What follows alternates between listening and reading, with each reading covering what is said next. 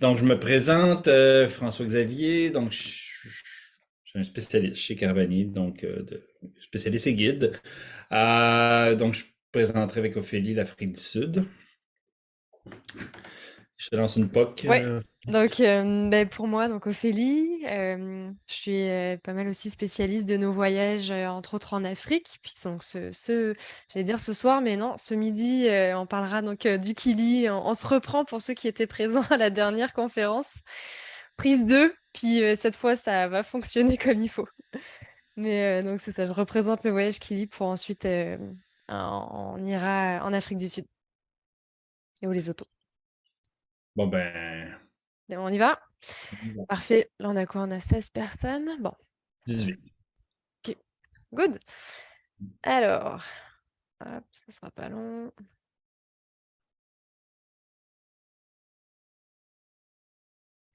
Est-ce qu'on me confirme dans l'oreillette que tout fonctionne? Oui. Génial! OK, donc rapidement, Caravanier, un petit mot là. C'est sûr qu'on l'a fait un petit peu plus rapide que les conférences habituelles, plus, le soir. Mais bon bref, donc Caravanier a 25 ans cette année. Je vais en profiter, c'est ça. Hop, j'y vais donc pour le Mérou, 3 sommets du Kilimandjaro. Donc j'enchaîne avec le détail du voyage. Moi, au début, pour vous resituer un peu, puis vous mettre dans le contexte, de formation, je ne suis pas guide, je suis plus, je voyage beaucoup pour le plaisir, de façon personnelle, j'adore le plein air et cetera, mais j'ai pas une formation de guide. Donc moi, les voyages, quand je les fais, j'ai pas pour habitude d'y aller, 5 fois ou donc ce voyage-là, en l'occurrence, j'y suis allée en formation. J'ai fait ce voyage-là en 2020, mais pour moi, c'était vraiment la 1re fois quand j'y suis allée. Et encore une fois, j'ai pas le profil, de guides qui ont déjà grimpé, je ne sais combien de montagnes ou beaucoup, beaucoup d'expérience, en tout cas en altitude ou de sommet. Donc moi, le Kili, je le voyais toujours un peu comme un défi quelque part, un peu inaccessible parce que je le connaissais pas forcément. Puis en fait, en le regardant de plus près, je me suis rendu compte que c'était tout à fait un voyage, réaliste pour peu qu'on entraîné et en forme évidemment. Là, je vous dis pas que c'est accessible à tout le monde. Si par exemple, c'est votre premier voyage de trek et que vous avez jamais marché avant, c'est peut-être pas une bonne idée de commencer par le Kili. Mais définitivement, si vous avez ça dans votre ligne de mire, puis vous vous dites: «Vous n'êtes pas capable alors que vous êtes en forme, puis vous faites déjà beaucoup de rando», c'est quand même un projet réalisable si on se donne les moyens de bien le faire en tout cas. Donc, ce midi, j'ai juste le goût de vous raconter moi comment j'ai vécu ce voyage.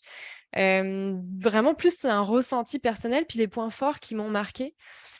Plutôt que de vous faire une présentation classique, un peu longue, ça je me le garde pour quand vous m'appellerez au bureau. Puis si vous venez, aussi me rencontrer, j'adore sortir les cartes, autant du Mérou, du Kili, du Safari, puis ça me fera vraiment plaisir de vous donner encore plus de détails. Mais là, ce midi, j'ai juste le goût de vous partager un peu, mon expérience. Donc le voyage, il se découpe quand même là, pour vous situer, en 3 grandes parties. On commence sur le mont Mérou pour 4 jours. On va faire l'ascension, puis on va atteindre 4 566 mètres. Et ensuite, on va partir sur le Kili pour 7 jours pour atteindre le sommet, donc à 5 895. Et on termine avec ça, la petite cerise sur le gâteau, safari pour 3 jours, puis on va faire les 2 plus beaux parcs, du nord, tanzanien. Donc 11 jours de trek. Je vous parlerai un petit peu du niveau, à la fin de la présentation, mais encore une fois, là, je vous fais ça large. L'idée, c'est vraiment que vous m'appeliez et qu'on s'en parle, encore plus, en détail par la suite. Donc on commence avec le Mérou. Moi, le Mérou, ça a été définitivement un coup de cœur par ses paysages. Clairement, les paysages sont magnifiques sur le Mérou. C'est 4 jours.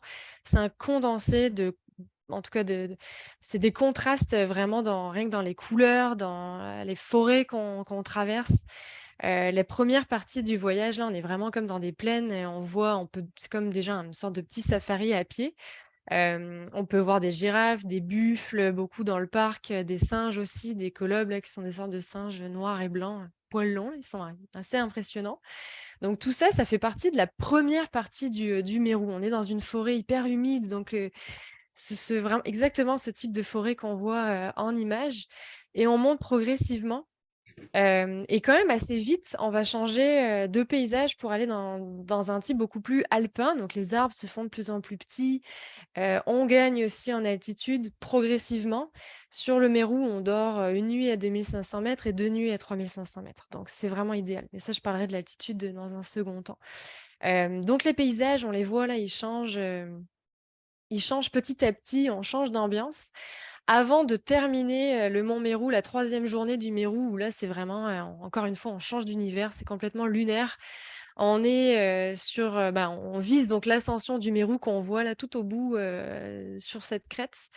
Et c'est ça, c'est lunaire, c'est volcanique, c'est de la roche, c'est assez hallucinant. Puis on a des vues, les plus belles vues du Kili, c'est définitivement sur le Mérou que vous allez les trouver. Donc rien que pour ça, le Mérou vaut vraiment la peine. Puis il a toujours été un peu le boudé de la gang en Tanzanie parce que forcément, il n'a pas la casquette de premier sommet d'Afrique. Donc souvent, la plupart des gens, quand ils vont faire le Kili, bon, bah, ils font l'aller-retour, ils font le Kili, puis après, ils repartent sans forcément avoir une acclimatation ou un petit trek de mise en jambe avant. Le Mérou, c'est ça qu'il offre, vraiment une excellente mise en jambe, mais en plus de ça, une moins grande fréquentation. Il n'y a pas beaucoup de monde qui vont faire le Mérou au complet là, sur 4 jours. Donc, il vaut vraiment, vraiment la peine. Rien que pour les paysages, moi, c'est ce qui m'a marqué. On dort en refuge sur le Mérou. Donc là, on voit typiquement le genre de petit campement qu'on a. C'est très convivial, très confortable. C'est des sortes de petits dortoirs. Donc on y est bien. Puis donc c'est ça, c'est 3 nuits sur le Mérou, les 3 nuits en refuge. Puis un mot sur la fameuse journée d'ascension du Mérou. Je vous en parlerai aussi plus en détail là si vous êtes intéressé par ce voyage, mais c'est vraiment une journée qui est certainement l'une des plus difficiles en fait de tout votre voyage parce qu'elle arrive forcément en début de votre séjour, vous débutez votre acclimatation. Elle est costaud, c'est un aller-retour pour faire le sommet sur la crête. Mais elle est spectaculaire. On part juste un peu avant le lever du soleil, comme ça, je veux dire, on commence pas une marche à minuit, 1 heure du matin. On part en général, il est 4 heures. Donc, sous les étoiles, c'est quand même assez flayé. Et ensuite, rapidement, là, bon, bah, le soleil se lève, puis on a des vues hallucinantes sur les alentours. Là, on voit la crête qu'on monte. Ça paraît impressionnant comme ça, mais en réalité, le sentier est beaucoup plus large qu'on ne le pense. Mais ça nous offre vraiment une vue là, 360. Quand c'est dégagé, quand c'est dégagé, on voit vraiment le Kili au loin. Là, c'est spectaculaire. On voit le fameux cône complètement sphérique aussi et le cratère qui est complètement égueulé du Mérou. Donc, vraiment une sacrée belle journée, pas facile. On en a plein les jambes cette journée-là, mais sincèrement, elle vaut vraiment la peine. Donc là, on voit, là, on est sur les derniers mètres un peu pour aller rejoindre le sommet. Donc c'est de plus en plus rocailleux. En réalité, il n'y a rien de technique là, mais c'est relativement très rocailleux quand même là sur le Mérou. C'est super beau. Ah oui, l'altitude. Donc là, on est à 4500 mètres. C'est parfait pour notre acclimatation. Au-delà des paysages qui sont malades, on a vraiment réussi là à avoir une acclimatation optimale pour débuter le Kili dans de bonnes conditions. Comme je le disais, on dort une nuit à 2500, 2 nuits à 3005 et on va faire un pic à 4005 et on redescend. Donc c'est vraiment c'est une excellente base pour commencer le Kili. Ensuite, on redescend, on a une grosse descente qui nous attend au Mérou et on reprend la route le lendemain. On va prendre la route direction le Kili. Là, il y a une petite carte des différentes voies d'ascension. Même chose, j'ai le goût de ça, de vous le garder pour plus tard, de vous détailler les différentes voies. Là, on voit la voie Matchamé qui est la plus populaire. Le camp Barafou, c'est vraiment le camp de base général pour la grande majorité des voies d'ascension. Pour vous situer rapidement, donc le massif du Kilimandjaro, c'est un massif où il y avait trois volcans. Le volcan le Chira qui s'est complètement effondré, donc c'est devenu un plateau. Le Kibo, qui est donc le sommet qu'on va atteindre, et le Mawenzi, qui sont les pics qu'on voit souvent au loin. Donc nous, dans notre itinéraire, on va débuter Chira, on va contourner pour ensuite aller chercher le cratère et dormir à 200 mètres quasiment du sommet. Et c'est définitivement la grosse différence. En tout cas, s'il y a quelque chose à retenir là dans notre itinéraire, c'est vraiment le fait de passer par la voie nord. Puis bien sûr, tout l'ensemble, là, le fait d'avoir eu le Mérou avant, là, ça vient vraiment beaucoup, beaucoup nous aider. Donc ça, c'est un exemple. Le plateau de Chira, ça ressemble à ça. Donc on commence, on est à 3500 mètres. 3500 mètres, on est déjà bien. On a commencé, ben, on a dormi déjà à cette altitude sur le Mérou, ce qui fait que on peut se permettre de commencer un peu plus haut sur le Kili en étant tout à fait acclimaté. Les paysages sur le Kili, j'ai pas trouvé ça aussi flyé que sur le Mérou. Mais bon, on y va principalement de toute façon pour l'ascension, puis le côté montagne, vraiment, là, on va chercher notre sommet. Donc là, on voit le type de paysage, vraiment, plus alpin. Puis plus on monte progressivement, là, on retrouve des paysages, très volcaniques. Encore cette ambiance très lunaire, plus on monte là, c'est exactement les pics Mawenzi dont je parlais qu'on voit souvent, au loin. Bah, en tout cas, quand on contourne le Kili, on les voit, on les croise, puis en redescendant aussi, on voit les pics Mawenzi. On les monte pas, évidemment. Moi, ce que je retiens du Kili, en fait, c'est plus l'expérience, et la vie sur les campements, entre autres, plus que les paysages. Parce que comme je vous disais, j'allais au Mérou, j'allais au Mérou, j'ai adoré le Mérou pour les paysages, mais j'ai adoré le Kili pour l'expérience de vie sur les campements. Pour certains, vous avez déjà vécu des voyages caravaniers ou autres avec des expéditions, bref, des nuits sous tente avec des équipes locales. Pour d'autres, c'est souvent parfois un premier voyage, puis le voyage d'une vie aussi. Et je trouve que la vie sur les campements, moi, c'est vraiment ce qui m'a marqué. Donc on est accompagné par une petite armée de notre équipe locale qui s'occupe absolument de tout notre confort. Ils s'occupent de porter les tentes. On a des super matelas de sol qu'on fournit qui sont vraiment très confortables.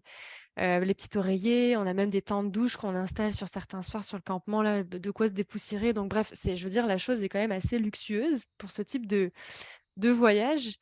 Même chose, les tentes repas, bref, c'est toujours très convivial. On se retrouve pour tous les repas, que ce soit en intérieur, extérieur, dépendamment du beau temps.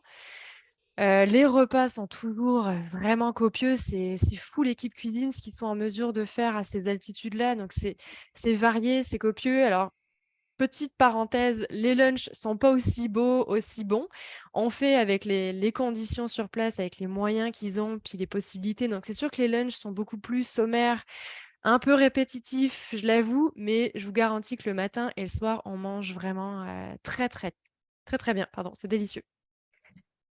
Donc c'est ça. Moi, c'est vraiment l'équipe, en tout cas toute l'organisation, la gestion. On arrive, on n'a qu'une chose à penser, en fait, c'est marcher. Marcher, puis à penser à son équipement. Vous arrivez le soir, bon, bah, votre tente est montée, vous mettez vos affaires, vous vous installez, il y a du temps pour se reposer. On vous sert le petit thé le matin, on vient toquer à votre tente pour vous réveiller avec un petit thé à la main. Bref, c'est très appréciable. Et l'équipe, donc c'est ça, le Kili, clairement, j'y retournerai demain, rien que pour l'équipe locale parce que, comme je vous disais, c'est une petite armée, mais ils sont hallucinants, pour un groupe de 10 à 12 voyageurs. Pour vous donner une idée, c'est en moyenne, 50 à 60 personnes qui nous accompagnent sur le Kili. C'est hallucinant l'ambiance qui règne sur les campements. Vous avez donc un guide caravanier qui part du Québec, qui vous encadre, qui vous accompagne pour toute la durée du voyage. Mais il y a aussi donc les guides locaux tanzaniens qui sont avec nous la journée pour marcher. Il y a toute l'équipe de porteurs, bien sûr, pour porter toute la logistique nécessaire sur le Kili. Mais c'est l'ambiance vraiment qui règne sur les campements. La journée, ils ont une énergie débordante, hallucinante. Et rien que pour ça, moi, je revivrai le Kili demain parce que beau temps, mauvais temps, journée difficile de 10 heures ou journée de 4 heures, bref, les sourires sont toujours présents. Ça chante, ça danse, bref, c'est l'ambiance. Je retiens l'ambiance. Troisième point que je retiens aussi beaucoup l'itinéraire, c'est la chance d'avoir dormi dans le cratère, donc à 5500 mètres, qui nous permet de faire une ascension finale en à peine 1 heure et demie, 2 heures. Et ça, c'est définitivement un point aussi qui m'a marqué pendant le voyage. Parce que bon, vous le savez peut-être, mais les glaciers dans le Kilimandjaro sont voués à disparaître. Ils fondent à vue d'œil. Nous, ça fait quinzaine d'années qu'on y va et on le voit déjà qu'ils rétrécissent à vue d'œil. Donc, on n'aura pas la chance de les voir beaucoup encore longtemps. Et le fait de dormir dans le cratère, on le voit, on est au pied des derniers glaciers. Le campement à 5700 mètres, autant vous dire qu'il y a pas grand monde qui peuvent, aller, dormir là-haut, parce que ça prend vraiment d'avoir une très bonne acclimatation, d'avoir vraiment passé du temps en altitude. Si on faisait pas le Mérou avant, on n'irait jamais dormir à cette altitude-là parce que ça serait pas du tout sécuritaire. Donc il y a vraiment peu de groupes qui peuvent se permettre de dormir, là-haut. On est très souvent tout seul dans le cratère. Mais ça se mérite. C'est sûr que, c'est pas évident de dormir à 5700 mètres, mais en même temps, c'est ce qui est ça vaut vraiment la peine. C'est assez extraordinaire d'être dans un campement, seul au monde, alors que la montagne est pourtant, tellement fréquentée, tellement, je veux dire le camp Barafou, on le traverse, qui est le camp de base, général, on le traverse en redescendant le Kili et c'est frappant, en fait, le nombre de personnes qui peuvent être, sur ce campement-là. Puis, bah, forcément, les déchets, plus il y a de monde, plus il y a de déchets aussi. Donc c'est pas le fun, alors que, sur ce campement-là, ben, on est pas mal tranquille. Et c'est ce qui nous permet justement donc un dernier petit raidillon, 1 h 30, 2 heures de montée, pour atteindre, le sommet, plutôt que de partir à minuit, 1 heure là, comme la plupart des voies d'ascension. Ben, en même chose, on part vers 4 heures, 4-5 heures. On arrive au lever du soleil, par, une crête que clairement personne ne voit jamais. On arrive vraiment par en arrière là, on arrive de derrière la pancarte, les groupes arrivent de l'autre côté. Ce qui fait qu'on a, ouais, on a encore ce petit bout d'ascension pour nous tout seuls.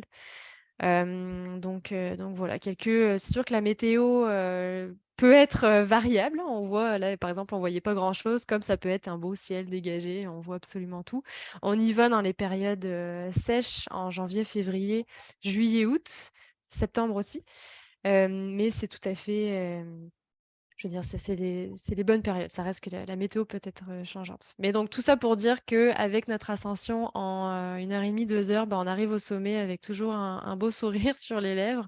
On est capable d'en profiter et il nous reste ensuite une, belle grande descente, pour terminer, donc notre trek, sur le Kili. Alors, ouais, si vous aviez, les quelques points à retenir, je dirais que c'était pas mal mon ressenti, sur notre, expédition Kili. On descend du Kili, on fait la fête encore une fois, on dit au revoir à l'équipe locale et on se prépare pour notre, petite récompense qui, sera donc notre safari. C'est 4 jours, 3 nuits de safari pour la fin de notre voyage, donc la troisième partie. Pour ceux qui ont jamais fait de safari ou pour qui c'est la première fois, en tout cas, pour la qui vont mettre les pieds en Tanzanie, on a vraiment choisi les 2 plus beaux parcs, du nord tanzanien, donc le Serengeti et le Ngorongoro. Serengeti, c'est vraiment des plaines, infinies. On est vraiment comme dans les paysages du Roi Lion, là, si je pouvais donner une référence. C'est encore une fois, on a choisi de pas dormir, en lodge. Notre choix s'est vraiment porté sur du camping sauvage. Donc on est au cœur de l'action, on est tout seul sur nos campements.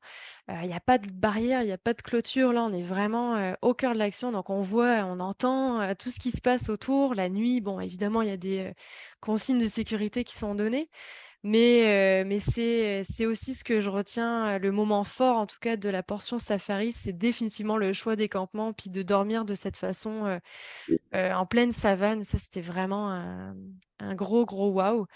Donc on est sur des oups, là, c'était une photo justement du Ngorongoro. Donc le Ngorongoro, c'est un cratère, qui fait à peu près 20 kilomètres, de diamètre. Heu, Puis, c'est vraiment un environnement, fascinant parce que, bref, l'altitude, je veux dire, le climat fait en sorte que les animaux sont là à longueur d'année. Donc c'est vraiment, magnifique. C'est clairement, un des plus beaux paysages que j'ai vus, sur tout ce voyage. Puis on a la chance vraiment de voir beaucoup, beaucoup, beaucoup d'animaux dans le Ngorongoro. Donc même chose, on dort aux abords là de la caldeira, aux abords du cratère. Puis c'est ce qui nous permet dès le matin, hop, de plonger, puis d'aller au fond du cratère et d'aller se balader, donc pour aller vraiment, observer, tous les animaux. Donc là, moi, j'y étais en janvier, donc c'était très, très vert. Il avait plu pas mal avant notre arrivée, donc c'était très verdoyant. L'été, c'est un peu plus, jaune, dans les paysages là de safari. Mais c'est ça, ça vous montre un petit peu, tout ce qu'on peut avoir la chance de croiser. Un mot sur les prochains départs? Donc on a c'est des départs cet été, 22 juillet au 9 août. Je suis en train de le confirmer. En fait, j'ai reçu des demandes de confirmation ce matin, donc il va être confirmé là, dans les prochains jours pour ce départ. J'ajoute une date en septembre aussi parce que je commence à avoir de la demande, donc il est en cours de confirmation. Même chose pour les dates hiver 2024, elles sont sorties. Il y a déjà des demandes aussi. Alors, c'est le bon temps si vous voulez commencer à planifier un projet sur le Kili. C'est le moment. N'hésitez pas à nous appeler au bureau, puis à venir nous rencontrer aussi. C'est toujours le fun de se parler de voyage et autour d'une carte. En tout cas, ça me fera plaisir de vous donner encore plus de détails.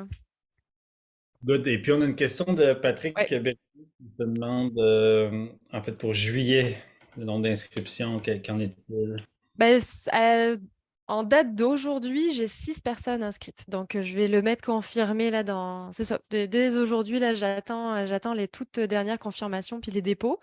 Mais j'aurai 6 personnes pour l'instant pour juillet. C'est là. Il y avait d'autres questions ou non? Je pense que c'était. Hop, j'arrête le partage. Les autres nous disaient, c'est bon, on vous entend bien. Ah, yes, une chance. OK. Ben, enchaînons avec Afrique du Sud. Alors, je vais y aller tout de suite avec un partage d'écran. Et puis, on m'envoie des blagues par texto pour les gens qui nous écoutent. C'est vrai? Ensemble. Mon diaporama, là. Faut pas faire de gaffe. Donc, en fait, je vais essayer de parler et chercher mon diaporama en même temps. Donc, en fait, l'Afrique du Sud, c'est un nouveau projet qu'on développe tranquillement en ce moment. C'est en construction, disons, mais en gros, ce qu'on va vous présenter là, c'est les grandes lignes, l'idée générale. Donc, Ophélie, Est-ce que tu as besoin dans l'Afrique du Sud? c'est comme un bad karma contre moi, là, en ce moment. Donc, on se détend, c'est beau, je l'ai ici. J'ai deux écrans, puis c'est un peu par... Yes, Je le vois pas. partage. Je vois On voit ta page d'accueil. Et là, tu vois ça? Ouais, Et là, on voit plein écran, n'est-ce pas? Ou non, non? c'est l'autre écran. Ok. On va Euh, l'avoir. ok. C'est ça. Ben, on va y aller comme ça. Je vais. Et là, c'est encore pas. Il y a pas de. Bah, c'est l'autre écran, tu sais, on voit juste Ouais, c'est ça. On voit les images, mais c'est ton écran C'est bon. Fait que présentateur. ça va bien. Juste comme peur de fermer ça. J'arrête le partage 2 secondes. Ok. Là, c'est bon là? Là, non, on voit plus, il n'y a plus le partage. T'as arrêté le partage. Ok. Ça y est, j'en ai juste fait 150 des conférences, mais. Le virtuel a ses limites. Ben, parle donc du. La genèse du projet. Donne-moi une minute. Ben oui, donc nouveau voyage en Afrique du Sud et les autos qu'on travaille actuellement avec FX. Alors c'est sûr que l'idée là, c'est de vous présenter l'ambiance, l'esprit du voyage, les grandes lignes, parce qu'on a quand même une bonne idée de ce qu'on veut vous présenter en Afrique du Sud, mais c'est sûr qu'il y a encore des petits détails là à aller chercher de notre côté. On vise après, je vais laisser la main FX, mais on vise un premier départ au printemps prochain, ce qui va nous laisser le temps aussi d'aller chercher, d'aller peaufiner encore l'itinéraire. Mais l'idée vraiment aujourd'hui, c'est en avant-première de vous présenter ce sur quoi on travaille et les grandes lignes donc de ce beau voyage en Afrique du Sud et au Lesotho. Yes, là, ça marche. Bon, parfait. OK. Donc, l'Afrique du Sud. Donc, l'Afrique du Sud, pour faire une petite mise en contexte, c'est que. Attendez, ouais, j'ai pas le piton. Bon, alors voilà, on se concentre sur. En fait, on a débattu longuement, qu'est-ce qu'on fait, qu'est-ce qu'on voit, sur quoi on se concentre. Caravani, on est des experts, si vous voulez, dans la randonnée. Donc, c'est vraiment notre univers, c'est là-dedans qu'on performe. Donc, on s'est dit, on va donner un regard clairement axé sur la rando en Afrique du Sud. Et puis quand tu regardes la carte comme ça, ben, tu te rends compte qu'il y a un petit pays enclavé dans ce grand pays austral qui s'appelle le Lesotho, qui lui aussi comporte des paysages incroyables, une culture diverse. Donc on s'est dit, on va regarder un peu ces deux volets-là. C'est principalement finalement ce contraste-là, si vous voulez, entre le Lesotho et l'Afrique du Sud, concentré principalement sur le massif de montagnes qu'on pourrait généraliser à ce qu'on appelle là-bas les Drakensberg, donc les montagnes du dragon. Donc on voit un petit peu plus vers l'est du Lesotho, donc c'est à la frontière vraiment entre les deux. Alors, on se concentre là-dessus, mais on va quand même aussi explorer différentes ambiances, entre autres dans la route entre Johannesburg puis le Lesotho, qu'on appelle l'État le Free State, si vous voulez, qui est une ambiance très si vous voulez, agricole, rurale, qui est très chargée en histoire, etc. Donc vraiment, on fait le tour de ce triangle-là. Et on va le mettre en option à la fin des possibilités d'extension à Cape Town, dans toute la région des vins comme Stellenbosch, Franschhoek. Et pour ceux qui trippent safari, Kruger ou autre option comme Shlushluwe, Umfolozi, qui est plus sur la côte à l'est. Donc la petite étoile orange. Les étoiles oranges, en fait, c'est les endroits qui pourraient être discutés en extension. Si on concentre tout ça, on le voit un petit peu plus près. Finalement, fait qu'on se localise dans ce triangle-là, puisqu'il faut quand même se souvenir que ce pays-là, il est immense. Il y a beaucoup de routes potentielles. Puis ça, encore une fois, c'est une approche, une vision qu'on a de nos voyages, c'est de minimiser les déplacements, se concentrer sur des ambiances, sur des particularités culturelles, je vous dirais relativement uniformes. Donc, Lesotho, Drakensberg, la région de Clarence, c'est quelques parcs nationaux, et un regard original sur Johannesburg. Parce que Johannesburg, faut le décomplexer un peu. C'est une ville qui peut faire peur, qui a une mauvaise réputation. Du moins, je ne sais plus ce que ça veut dire post-pandémique, mais avant la pandémie, quand on organisait personnellement des voyages là-bas, ben c'était toujours un peu une problématique. Maintenant, il y a des quartiers qui sont tout à fait sympathiques. Il y a des choses qui émergent. Il y a un passé très chargé, je vous dirais. On ne se cachera pas que l'Afrique du Sud est certainement reconnue pour une des plus grandes ségrégations dans le monde, l'apartheid. Donc, essayer de donner un regard historique là-dessus, moderne, aller voir des quartiers justement comme Maboneng qui sont complètement en expansion, qui sont complètement dans une espèce de postmodernisme super cool, selon moi. Alors, c'est ce regard-là en 2 jours qu'on va avoir, 2 jours-ish, là, parce qu'évidemment, notre itinéraire, il est encore en construction, et s'il y a quelque chose qui en vaut la peine, on rallongera ou on raccourcira au besoin. Mais donc, ce regard-là, l'apartheid, c'est important de saisir historiquement ce système-là, parce que c'est vraiment une ségrégation organisée, donc on veut regarder cet angle de vue-là, parce qu'il y a un super musée dans Johannesburg qui en fait un très beau portrait. Et ensuite, ben, en lien à ça, évidemment, Soweto, donc le quartier de certains grands personnages, entre autres comme Nelson Mandela, donc avec sa maison natale, etc. Et donc de voir un peu toute l'histoire, de mettre vraiment en contexte finalement avant de se lancer sur la route en direction du Lesotho. Et avant de te lancer la balle, Ophélie, pour le Lesotho, ben vous dire que c'est ça, le Free State. C'est une ambiance particulière qu'on va avoir. Donc, c'est un État dans l'Afrique du Sud, comme on peut voir nos provinces ici au Canada.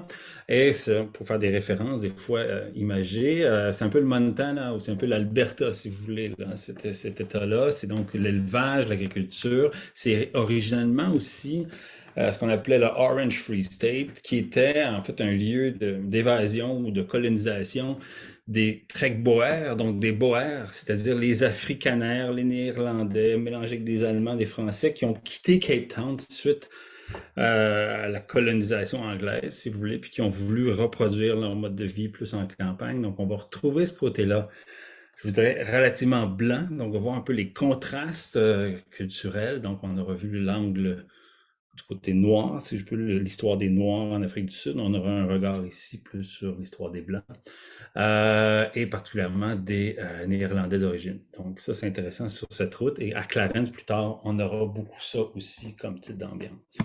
Et ça nous permet tranquillement de se rendre en quelques heures finalement, jusqu'aux frontières du Lesotho en passant par tous ces paysages-là. Donc le volet road trip est quand même un aspect du voyage qui va être certainement présent. Ça, c'est sûr. Good. Donc, c'est ça, on va rentrer au Lesotho pour une immersion, vraiment une première mise en jambe, encore une fois, avant notre trek dans les Drakensberg. Donc là, l'idée, c'est vraiment d'aller y marcher. On vise 4 jours, 4-5 jours, là, selon ce qu'on va y découvrir aussi. Mais donc, ça va être beaucoup plus culturel. Je peux te laisser mettre la petite carte FX. Merci. Ouais, donc là, ça vous donne une bonne idée un peu. Lesotho, c'est un petit royaume qui est complètement enclavé en Afrique du Sud. C'est aussi grand que la Belgique, pour vous donner une ordre de grandeur. On l'appelle, puis c'est un petit royaume là, qui a vraiment réussi en tout cas à rester, à garder et à rester indépendant et qui n'a pas connu l'apartheid comme tout le reste en Afrique du Sud, du pays en Afrique du Sud. On l'appelle plus communément aussi royaume dans le ciel parce que c'est l'un des rares pays au monde où il y a à peu près 80% et plus du territoire qui culmine au-dessus de 1400 à 1500 mètres d'altitude. Donc c'est vraiment un pays de montagne avec beaucoup de vallées. Bref, c'est vraiment comme une barrière naturelle là, complètement enclavée en Afrique du Sud. La capitale, c'est Maseru. Et nous, on va aller jouer là où il y a l'étoile. J'ai essayé de mettre ça gros, là, puis c'est pas une carte très détaillée, mais on voit juste un peu l'idée. Donc, on va être dans ce coin-là, puis l'idée, ça va être de marcher donc de village en village. Alors, je peux te laisser ensuite défiler. C'est donc petit pays complètement méconnu, puis à milieu de la modernité qu'on peut retrouver à certains endroits là en Afrique du Sud. C'est vraiment l'ambiance, c'est un peu l'Afrique ancestrale, authentique, très rurale. On va passer par des petits villages, très traditionnels, des gorges, des prairies, bref, des cascades, des montagnes. On traverse, en fait, il y a quelques routes qui permettent de passer là dans le pays, mais c'est essentiellement à cheval que, les bases-autos se déplacent. C'est vraiment ancré là culturellement donc juste, avant que tu, passes à la suivante. Je vous conseille d'aller regarder, chercher si vous pouvez, en tout cas, il y a la bande-annonce d'un reportage que j'ai découvert il y a peu de temps, c'est Les Cavaliers du ciel, et j'ai trouvé ça magnifique. Les paysages nous donnent vraiment une bonne idée de à quoi ressemblent les autos et en plus de ça, le reportage, donne aussi une bonne idée de culturellement, justement, c'est des cavaliers exceptionnels. Et à quel point c'est ancré vraiment dans la culture, donc vraiment de monter à cheval, puis de se déplacer de cette façon, encore aujourd'hui, dans le pays. Donc les cavaliers du ciel, à bon entendeur. Notre voyage, il va être accompagné donc, par des mules pour la logistique. Mais donc c'est bon. On va commencer notre, portion trek en lodge. Dans un petit lodge, très confortable, on voit là, c'est des sortes de petites, huttes, on appelle ça des rondavelles, donc en architecture, je veux dire locale avec du toit de chaume, et cetera. C'est très confort pour le début. Je pense on va voir le type de chambre un peu, donc on part de là, il y a un petit village, pas proche, aussi qu'on peut aller, visiter. Bref, c'est vivant, dans ce coin-là avant de prendre la route.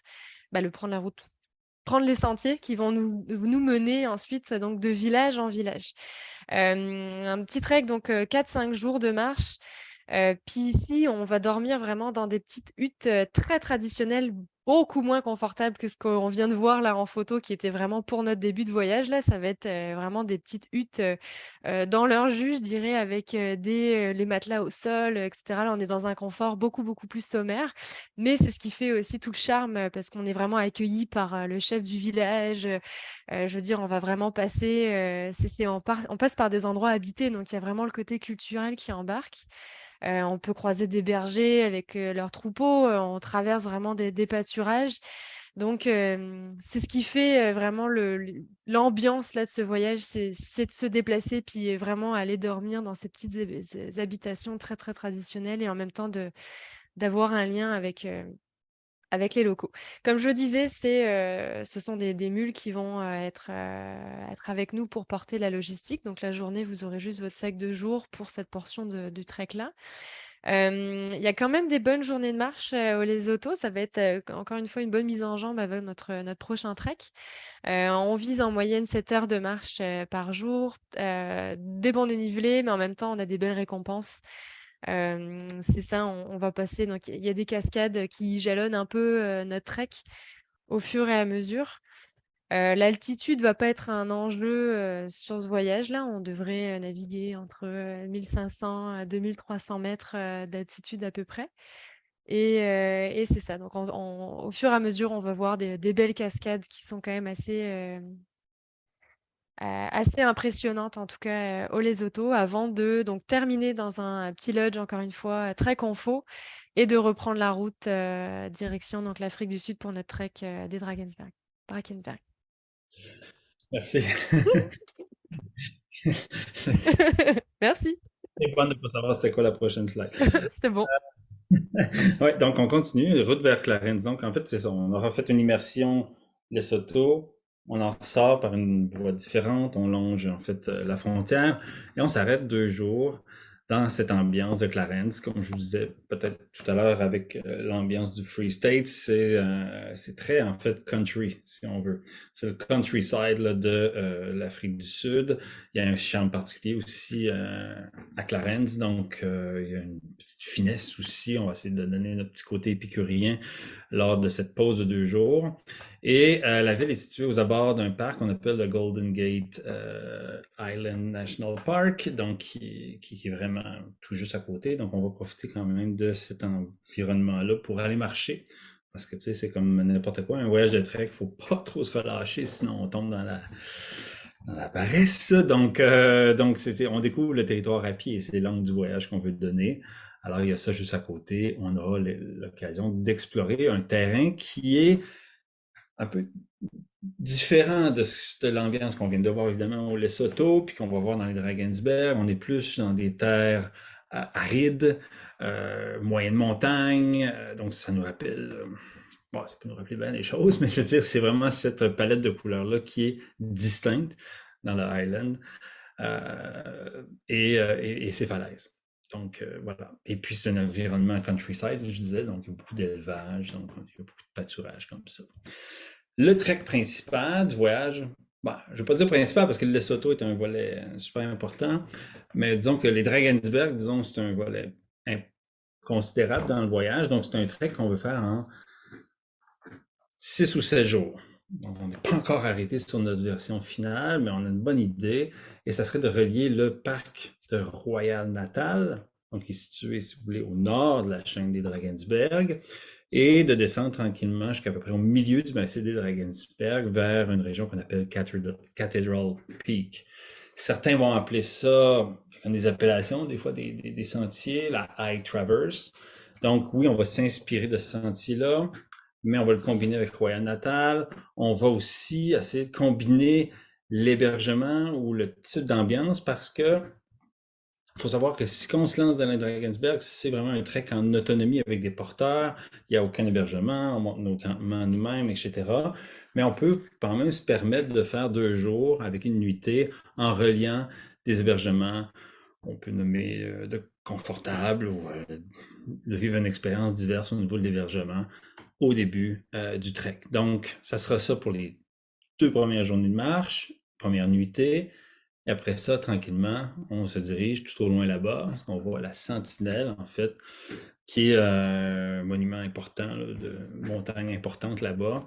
Donc, Sentinel, ça sera le début officiel de notre trek des Drakensberg. Et tout à côté de Sentinel, il y a une très grande chute, peut-être méconnue dans ce monde, mais qui est une des plus grandes chutes de la planète, la Tugela Falls, qui fait presque 940 mètres, donc c'est incroyable. Donc, on part de cet environnement-là et on se lance dans les Drakensberg. La particularité du terrain des Drakensberg, c'est sa composition géologique. C'est relativement volcanique, en fait. Beaucoup de tours de basalte, c'est très vertical comme environnement. C'est un terrain qu'on appelle complexe. Donc, si on se pose la question, là, à quoi m'attendre, à quoi je peux comparer ça,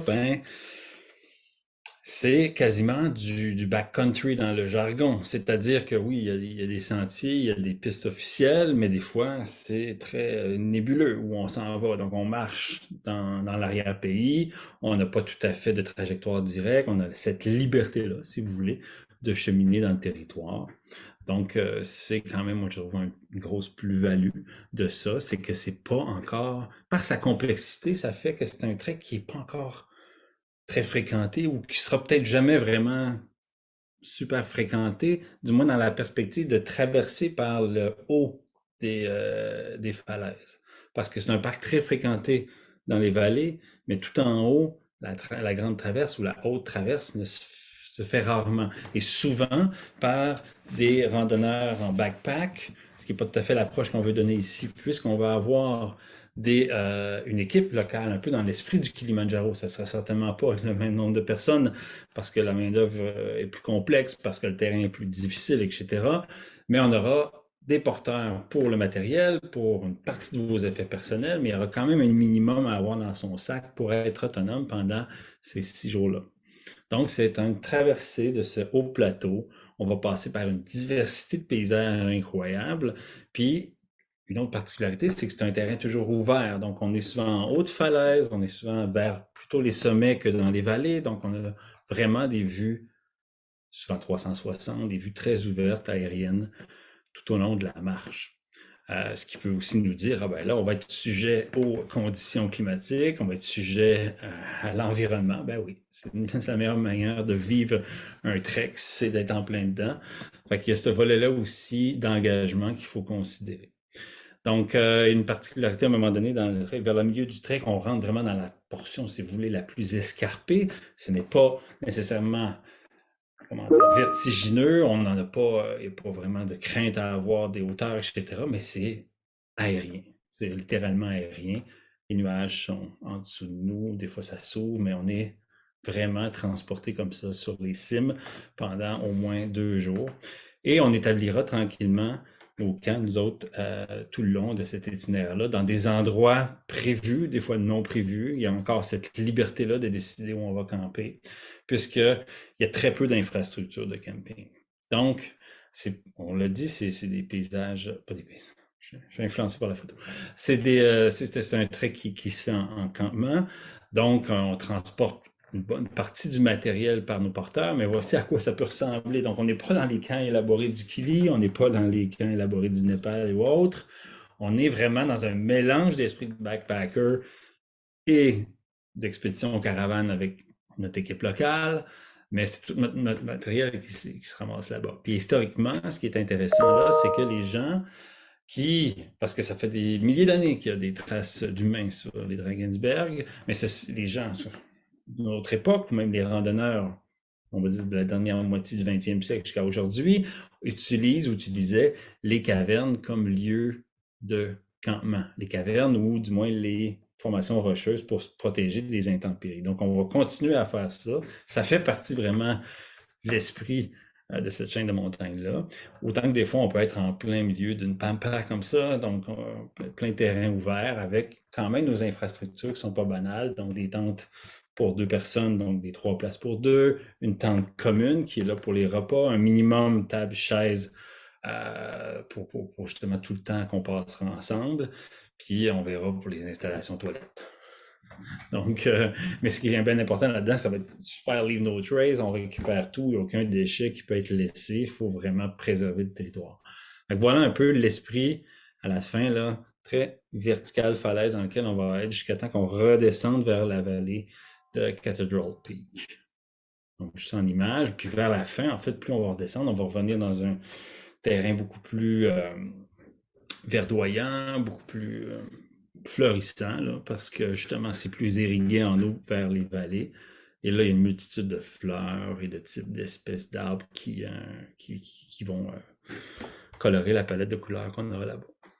Donc voilà, on descend tranquillement et au bout finalement de la 7e journée, on arrivera dans la vallée de Cathedral, qui est, on le voit un peu, Cathedral, c'est un peu ça, là, c'est que ces falaises basaltiques, si vous voulez, des Drakensberg ont rappelé peut-être l'image de certaines cathédrales à une certaine époque. Donc voilà, et donc ce sera notre lieu de sortie et ces paysages-là sont superbes quand même. Donc, on a revu d'en haut, on a revu d'en bas, mais des deux angles, je trouve ça quand même très beau et très particulier par rapport à l'ensemble de paysages qu'on peut retrouver sur la planète. Donc, il y a une touche assez unique, je vous dirais, dans le Drakensberg. On regagnera ensuite Johannesburg pour un retour avec un autre angle. Si vous voulez, on ira dans un autre quartier de Johannesburg et le voyage officiel que nous on vous présente finira là. Mais on proposera, et on verra sous quelle forme, des extensions. Donc, entre autres à Cape Town et la région viticole, Stellenbosch, Franschhoek, qui est tout autour de Cape Town. Donc, il y a plein de choses à faire. On va passer une semaine là-bas facile. Mais c'est pas tout à fait. Oui, j'aime bien les vins, là, mais c'est pas tout à fait notre expertise chez Caravanier. Donc, on mettra des pistes. Il y aura ces extensions-là. On pourra coordonner les vols parce qu'on peut très bien faire des arrivées sur Johannesburg au retour de Cape Town. C'est des scénarios qui se font bien. Donc, c'est une possibilité. Autant qu'on pourrait aller du côté des. Là, ça, c'était les petits repas gastronomiques à Stellenbosch, dans les grandes maisons de vin qu'on peut connaître. Et donc, j'allais dire par rapport au safari aussi, qui est un regard important quand même du pays. Donc, possibilité d'aller à Kruger, possibilité d'aller au parc de Schloé-Mfolozi. Trop de choses, trop d'idées. C'est pour ça qu'on s'est dit, non, non, non, concentrons-nous sur le trek. Et après ça, on vous mettra des pistes pour les extensions. Donc, le voyage, il se fait sur une formule 18 jours. Donc, 18 jours, ça permet justement de faire des extensions qui pourraient, si on étire ça un petit peu pas mal, un gros 3 semaines de vacances finalement, ou plus, selon vos possibilités. Donc, pour l'instant, notre plan, je sais qu'il y a des gens qui m'écoutent là, notre plan, c'est un repérage en novembre, parce qu'on pense qu'avec un voyage de cette envergure-là, ça va être super important de faire de l'inédit. Donc, il faut absolument se remettre dans l'ambiance, même si personnellement, j'étais là il y a 5-6 ans. Et un départ officiel à la mi-mars 2024, donc à l'aube du printemps 2024. Voilà. T'avais-tu une POC à lancer? Je regarde, mais non, il n'y a pas de questions. C'est le moment. En tout cas, s'il y a des questions pour l'Afrique du Sud, en fait, si vous avez des questions, n'hésitez pas à nous écrire. On va pouvoir vous envoyer un petit lien avec. Bref, on a essayé d'agencer quelque chose au moins pour vous donner l'avant-goût du voyage, une idée un petit peu, je veux dire, plus en détail de l'itinéraire sans en donner trop non plus, mais les grandes lignes. Donc, on pourrait vous envoyer aussi plus d'informations Oui. Puis déjà, on a si vous avez des questions. Oui, il y a une question ici. Je vois Ah, Patrice. Patrice. Donc, effort niveau 4? Non, pas le goût d'aller là. Donc, on peut comparer ce voyage peut-être au Japon. Je sais qu'il y a des gens qui ont déjà fait le Japon, là. Donc, par la traversée des Alpes japonaises, on est un peu dans le même esprit. 6 jours, partiellement en autonomie, etc. Mais pas de facteur altitude, il n'y a pas d'immense dénivelé. Donc, c'est ça, il faut quand même garder en tête, parce que oui, on monte une fois sur les hauts plateaux, puis on y reste. Donc, c'est pas super engageant à ce niveau-là, mais c'est surtout engageant par rapport à peut-être l'aspect sommaire des conditions. On l'a vu, le Soto, il va y avoir une particularité de la notion de sommaire, et lors des campements aussi dans Drakensberg. Donc, je dirais, on n'a pas encore arrêté notre choix, mais à quelque part entre 2 et 3. bon, 3. Moi, je dirais 3. Ah, C'est bon, ça. Ah, on, on on est s'en- là-dessus. on s'entend là-dessus. Ouais. Puis c'est ça. Donc, la page, est-ce qu'elle est en ligne, Ophélie? La page, en fait, elle est en ligne, mais vous ne pourrez pas la trouver pour l'instant. Elle est encore un peu secrète. Donc, on peut vous envoyer, c'est ça, écrivez-nous, on vous donnera le lien de la page. Il y a Chantal qui demande si ça se fait toujours au printemps. Ah oui, Euh, L'automne et le printemps. En fait, ça va être les deux périodes idéales pour le voyage. Donc, soit mars-avril, entre mars-avril et ou octobre-novembre. On visera ces des périodes-là pour les prochains départs. exact. Donc, c'est vraiment, on inverse hein, les Mm. saisons. Donc, c'est pas automne-printemps chronologiquement, puisque c'est l'été austral là-bas en ce moment. Voilà, en tout Euh, cas, comme on dit là-bas, thank you very much. Attends, il y a Chantal qui demande s'il y aura une tournée des vignobles. Ça, c'est plus du côté du Cap. Je te laisse prendre le relais. Ouais, ça, c'est Cape Town, Chantal. Donc, Cape Town, là, Stellenbosch, Franschhoek, il y a des maisons incroyables. J'ai passé énormément de temps là, c'est merveilleux. Mais pour ceux qui connaissent Caravanier, on n'est pas des spécialistes des dégustations de vin. Donc, on a mis ça de côté, mais il y aura des extensions sur lesquelles on va vous orienter pour ça. Par contre, les grands vins sud-africains et l'aspect culinaire du pays se retrouvent à Clarence, se retrouvent à Johannesburg, et ça, c'est certain qu'on y mettra une touche. Bon, bah super, je pense que ça fait le tour. Je vois pas d'autres questions. N'hésitez pas, sinon écrivez-nous. Donc, l'adresse, on a-tu mis une adresse, nous autres? Non, on n'a pas mis d'adresse. Expédition au pluriel à commercial caravanier.com. Ouais, Puis c'est ça, on vous répondra assez rapidement là, avec le petit lien secret dont on vous parle. excellent. Bon, bah merci tout le monde. Merci. Bonne journée. Au revoir.